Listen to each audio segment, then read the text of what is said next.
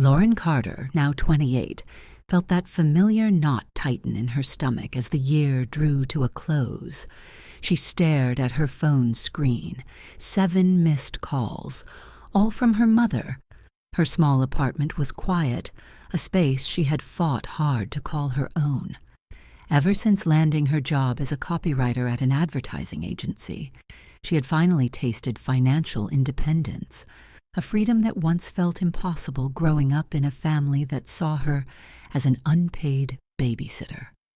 Sighing, she set down her lukewarm coffee, already knowing what the call was about. Olivertmas. It had never been a holiday for her, just an annual ritual of unpaid labor, watching over younger cousins while the adults laughed over wine, never once considering if she wanted to enjoy the celebration too.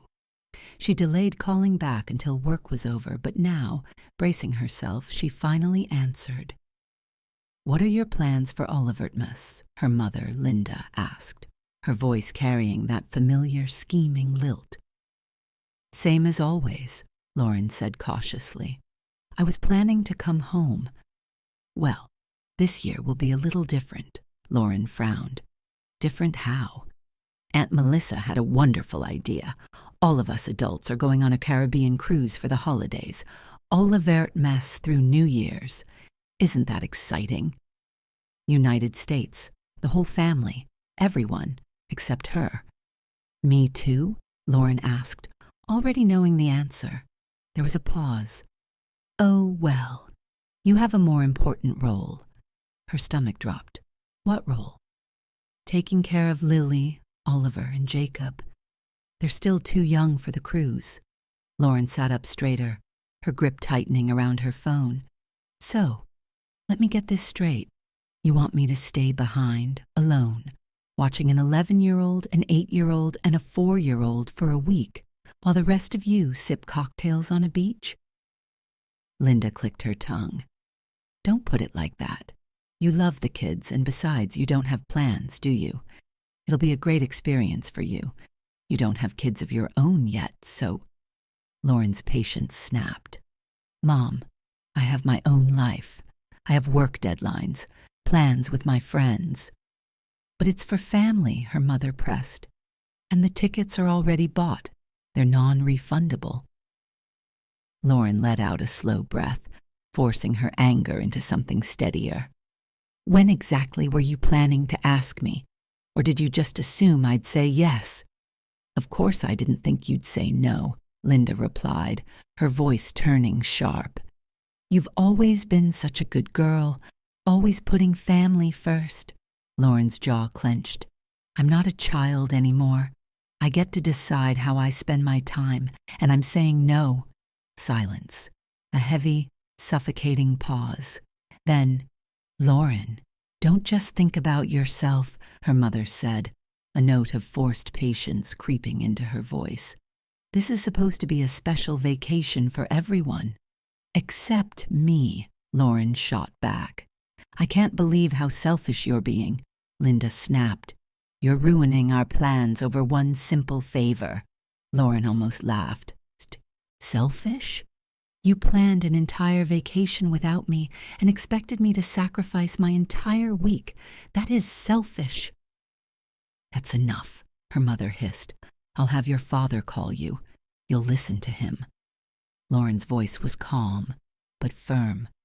"If you expect me to babysit, I won't be coming home at all." Her mother hung up without another word. That night, her phone vibrated nonstop. Calls from her parents, each one sent straight to voicemail. Then, a text from Uncle Andrew. "Lauren, won't you think about the family?" She smirked bitterly.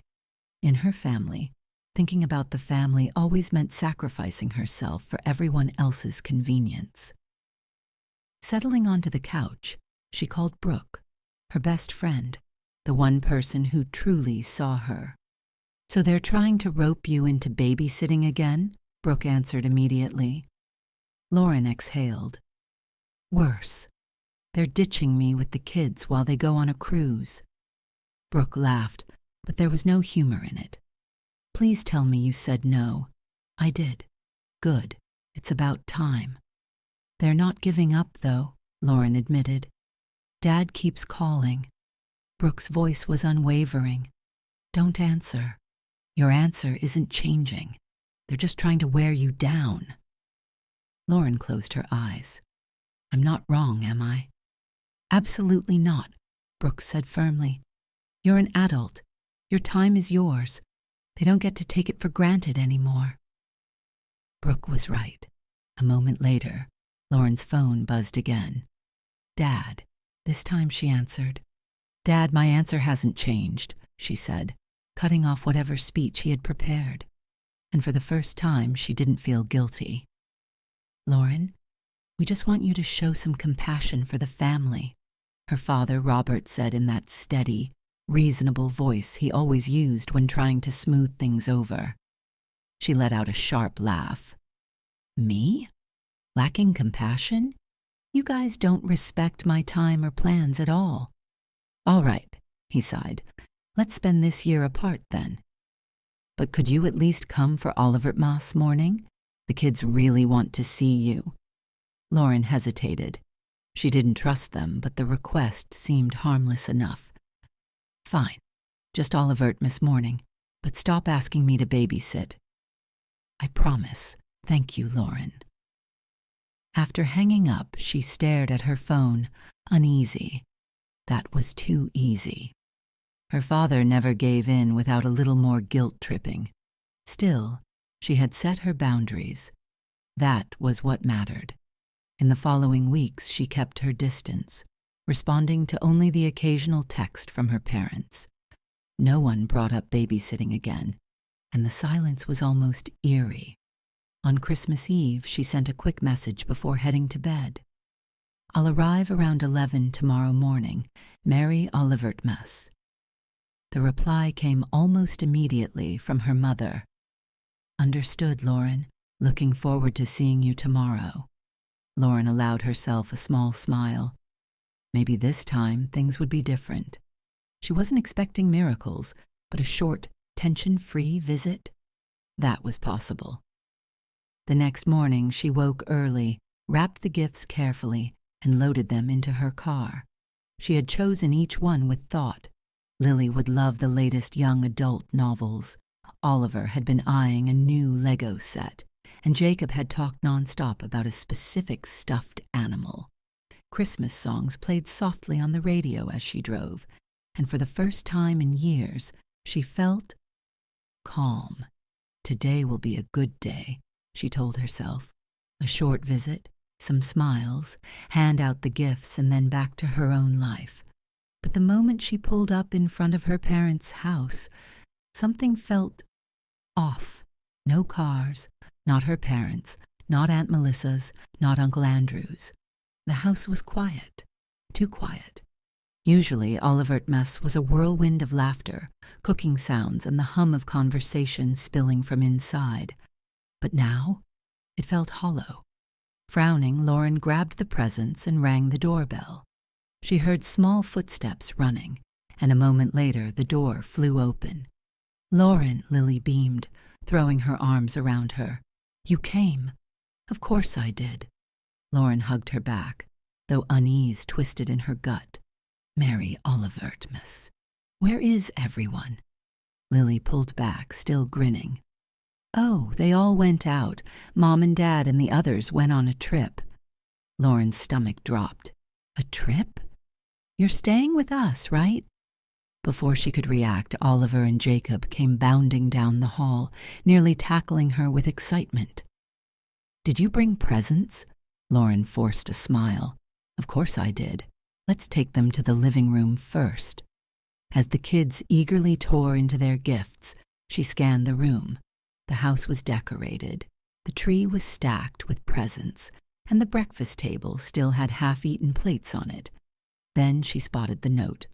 Her heart pounded as she unfolded it. Lauren, we left on the 9 a.m. flight. Breakfast is ready, and there's a week's worth of meals in the fridge. Please follow the instructions. Emergency numbers are on the fridge. Jacob's bedtime is 7 p.m. Lily and Oliver should be in bed by 8:30. Lauren gripped the paper so tightly it crumpled in her hands. They planned this. She had made herself crystal clear, and they had ignored her. No, worse. They had manipulated her, tricked her into coming, then abandoned her here. The kids, oblivious, were squealing over their gifts. It wasn't their fault. Her mother, though? Oh, she was about to hear about this. Jaw clenched, Lauren walked to the kitchen and called her mother's phone. It rang, and rang, and rang. Then finally, "Oh, Lauren," her mother answered, sounding so relaxed. "Have you arrived?" "How are the kids?" Lauren's voice came out ice cold. "What the hell were you thinking?" A pause. Then, in that same condescending, calm down tone, her mother murmured, "Lauren, sweetie, let's not be dramatic. We knew you'd come. You're responsible." Linda's voice dripped with false sweetness. "The kids trust you. You wouldn't just leave them, would you?" Lauren's grip tightened on her phone. "I'm not your babysitter. I agreed to visit for one morning, not to be tricked into playing nanny for a week." "But you're already there," Linda pressed. "What choice do you have now? The kids are relying on you." A cold fury settled in Lauren's chest. "You do realize this is child neglect, right? What do you think would happen if I called the police?" A sharp inhale from the other end. You wouldn't do that, would you? Want to test me?" Lauren's voice dropped, ice cold. "I'll give you a choice. Either you turn around and come back, or in 1 hour, I'm taking them to the police station and filing a report." A panicked rustling. "Wait! We're still at the airport. The flight hasn't left yet." "Then cancel it." Lauren glanced at the clock. "You have 1 hour. If you're not back by then, you know what happens next." And with that, she hung up. Heart pounding, she walked back into the living room, masking her rage with a calm smile. "Hey everyone, good news. Your parents will be back soon. Why don't we have some fun until then?" The kids cheered, oblivious. Lauren played board games with them, read stories, and shared cookies, keeping her voice light and warm. They weren't the villains here. But as the minutes ticked down, she kept an eye on the time, debating if she'd actually have to follow through on her threat. Then, at the 50-minute mark, the sound of approaching cars reached her ears. She stood, watching through the window as her parents' car pulled in, followed closely by Aunt Melissa's and Uncle Andrew's. The front door burst open as the children ran to greet them, while Lauren remained still, arms crossed. Linda approached cautiously. "Lauren, I don't need an explanation," she cut in, voice flat. "I'm leaving." "But it's Oliver, miss," her mother pleaded. "We should be together as a family." Lauren let out a sharp, humorless laugh. "Family? Now I know exactly what I am to you, a convenient tool. Don't ever try to use me again." She turned, kneeling briefly to hug the kids. "Take care, okay?" Then, without another glance at the adults, she slipped out the back door. As she walked to her car, shouting erupted from inside. Her father's voice, angry. For once, Robert was standing up to Linda and Melissa. Lauren took a deep breath and drove off, her emotions tangled between anger, sadness, and something else, something lighter, freedom. The next morning, she kept her phone on silent, replying only to texts from friends while ignoring the flood of messages from her family. She just wanted peace. Then, that afternoon, she absently scrolled through Facebook until a post made her stop cold. It was from Linda. "A sad Olivert Mas. It hurts when someone turns their back on family. The children were so disappointed, and the day was ruined. I never thought our bond could be so fragile." Lauren's hands trembled with rage. The comments poured in. "That's awful, Linda. Young people these days have no sense of responsibility. Family is everything. It's a shame some people don't understand that. It was a lie, a calculated smear. Lauren exhaled, steadying herself, then took screenshots. If her mother wanted to twist the truth, fine. But this time she was going to tell her side. Her fingers flew across the keyboard as she crafted her response. Let's set the record straight. Yesterday, I visited my family for Olivertmas. Upon arrival, I discovered that my parents, aunt, and uncle had already left for vacation, expecting me to take care of 3 children for an entire week. Despite my explicit refusal, I gave them an ultimatum: return, or I would report them for child neglect. Now I'm being painted as the villain for refusing to be manipulated. Family should mean mutual respect, not one-sided demands and guilt-tripping. I am not their unpaid babysitter. I am not their fallback plan. I am done being used. She hovered over the button, heart pounding.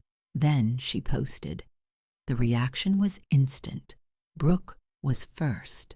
You did the right thing. They had it coming. Then, a flood of support from friends, and to her surprise, even some relatives. And then the comments that really mattered. Her grandfather, Raymond, Lauren, call me. We need to talk. Her grandmother, Eleanor, Linda, Robert, Melissa, Andrew, I am disappointed in all of you. Apologize to Lauren. Now. Lauren's breath hitched. Her grandparents, the only family members she still respected, were on her side. Without hesitation, she dialed her grandfather. He picked up immediately. Lauren. His voice was warm but heavy. That was rough. Yeah, she whispered, her throat tight. It really was. I spoke to Linda, he said, his tone darkening. Her actions were inexcusable, as were Robert's, Melissa and Andrew's too. They're all blaming me, she muttered, like I'm the one who did something wrong. They're wrong, Raymond said firmly, and they know it. You only defended your right to set boundaries, Lauren. Their actions weren't just disrespectful to you, they were irresponsible toward the children. Her grandfather's voice was firm yet steady. Lauren sighed, rubbing her temples. I don't know what to do anymore. Keep your distance for now, he advised. They need time to reflect. Your grandmother and I will handle things on our end. She thanked him for his support and hung up, momentarily relieved. But that relief shattered within hours. By nightfall, her social media exploded with accusations. Linda had doubled down, calling her out for airing family business in public. Robert chimed in with a passive-aggressive remark. You need to grow up and stop being so dramatic. Melissa and Andrew painted her as a betrayer, and soon cousins, distant relatives, and even family friends jumped in, their comments dripping with disapproval. Yet something unexpected happened. Her post resonated with strangers. Messages flooded in from people who had endured similar manipulation. Just because they're family doesn't mean they have the right to exploit you. You did the right thing. Some even shared her story on their own pages. By the time she went to bed, her phone was still buzzing relentlessly. Overwhelmed, she powered it off and slept. The next morning, Brooke's call jolted her awake. Lauren, your post went viral. Still groggy, she frowned. What? Blogs picked it up. Some news sites, too. It's everywhere. Lauren sat up, grabbed her phone, and was met with an avalanche of notifications. Her story had exploded. Thousands of shares. Countless people commenting about setting boundaries with toxic families. Even major websites had picked it up, framing it as a discussion on family entitlement. I didn't want this, she muttered. I know, Brooke said gently. But you struck a nerve. So many people needed to hear this. But the day's biggest shock came that afternoon. Linda posted a public statement. I need to clarify. My previous post was emotional. My husband, brother-in-law, and I had unfair expectations of our daughter. We did not respect her wishes and tried to push her into a role she never agreed to. Her reaction was justified. I sincerely apologize. Lauren stared at the screen, stunned. Her mother, the master manipulator, was publicly admitting fault? Unthinkable. Then her phone buzzed again, a message from her grandfather. Linda and I spoke. Their behavior was shameful. They have agreed to apologize, but frankly, I don't think that's enough. They've been using you for years. It's time we consider handling this from a legal standpoint. Lauren frowned. A legal standpoint, she murmured to herself. I felt extreme. But that night her hesitation vanished. Ignoring multiple missed calls from her mother, she finally opened an email from Robert. Lauren, we have apologized publicly, but you need to reconsider your own actions. Threatening to call the police was excessive. You humiliated this family over something that could have been solved with a simple conversation. Because of your behavior, you are no longer welcome at family gatherings. Lauren's blood boiled. The apology had been a lie. They weren't sorry. They were punishing her for exposing them. She immediately called her grandfather. "Grandpa, Dad just emailed me," she said, voice shaking with fury. As she read it to him, his anger was palpable. "This is unacceptable. They still don't get it. Lauren, I think it's time you speak to a lawyer." Encouraged by his words, she did exactly that. The next day, she sat across from attorney Nicole Gale, recounting everything. Nicole listened intently, then leaned forward. "Ms. Carter, this is not just a family dispute. This is psychological harassment. And given your mother's online posts, there's also a potential case for defamation." Lauren's breath hitched. Defamation? Publicly painting you as a neglectful, ungrateful daughter? That could harm your reputation. We can start with a formal warning. If they continue, we take legal action. Lauren exhaled, steadying herself. Send the letter. And so, the warning was issued to her parents, Aunt Melissa, and Uncle Andrew. But instead of backing down, Linda escalated. Within hours, she fired back on Facebook. Imagine raising a child for 24 years, only for them to turn around and sue you. Some people are so ungrateful. Robert painted Lauren as unstable, dismissing her claims as exaggerations. Melissa and Andrew chimed in, accusing her of attention-seeking and outright fabricating the entire ordeal. Their words were the final push Lauren needed.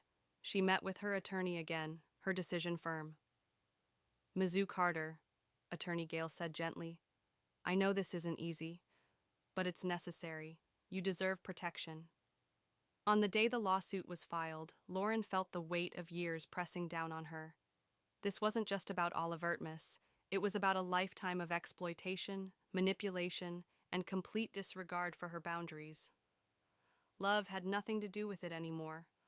Her grandparents, unwavering in their support, even volunteered to testify. Meanwhile, Lily, Oliver, and Jacob remained blissfully unaware of the storm brewing, and Lauren made sure they felt none of the impact. The legal battle dragged on for months, and with it, her remaining ties to her parents, Aunt Melissa and Uncle Andrew, snapped. The family split. Some, out of loyalty or convenience, sided with her parents. Others, seeing the truth, stood with Lauren. Through it all, she remained steady, knowing she wasn't just fighting for herself, she was making a statement. The trial moved faster than expected. Her lawyer laid everything bare. Years of emotional neglect, the Oliver Ertmus deception, the public harassment. But the real turning point? The damning evidence. Screenshot after screenshot of Linda, Robert, Melissa, and Andrew's posts and messages, dripping with malice. Then came her grandparents' testimony, a devastating account of how Lauren had been discarded time and time again. The judge's ruling was clear. The actions of Linda Carter, Robert Carter, Melissa Spencer, and Andrew Spencer constitute sustained harassment and have caused severe emotional distress. Family relationships should be built on respect, and the defendants have blatantly violated that principle. A restraining order was issued. A significant financial penalty was awarded for defamation and emotional damages. More than that, They were legally forced to retract their lies and issue a public apology. As she walked out of the courthouse, Lauren exhaled. She had won, but as her grandfather hugged her, whispering, "You did the right thing. You deserved better than what they gave you," she realized something deeper. Winning didn't erase the grief of what had been lost. It only affirmed that she had never been the problem. The fallout was swift and brutal. Robert, once a respected professional, lost everything. His company, unwilling to be associated with the scandal, nudged him into early retirement. Linda, stripped of her PTA status and social standing, became an outcast in the community she once dominated. They faded into obscurity, isolated and humiliated. Melissa and Andrew's small business crumbled, word spread quickly, and customers vanished. Financial ruin followed, and within months they lost their store, their home, and their carefully curated image. Lauren, however, thrived. She maintained strong bonds with her grandparents and, eventually, with Lily, Oliver, and Jacob. By the time Lily turned 18, she had packed her bags and moved in with Lauren, eager to escape the suffocating household that had once felt so impenetrable. One by one, Oliver and Jacob distanced themselves too, their care left in the hands of disinterested babysitters after Lauren's departure. 10 years later, Lauren had built a life filled with love, a fulfilling career, a husband who truly valued her, and a daughter she adored. The past still surfaced now and then, a dull ache in moments of reflection, but she never wavered in her decision. "I have no place for those who saw me as a tool," she told her therapist one afternoon. "It might sound harsh, but protecting myself was never selfish. It was survival." The wounds remained, faint scars of a battle long fought. But as she looked at the family she had chosen, she knew one thing for certain. She had finally broken free. And the people who once controlled her, they had no place in the world she had built.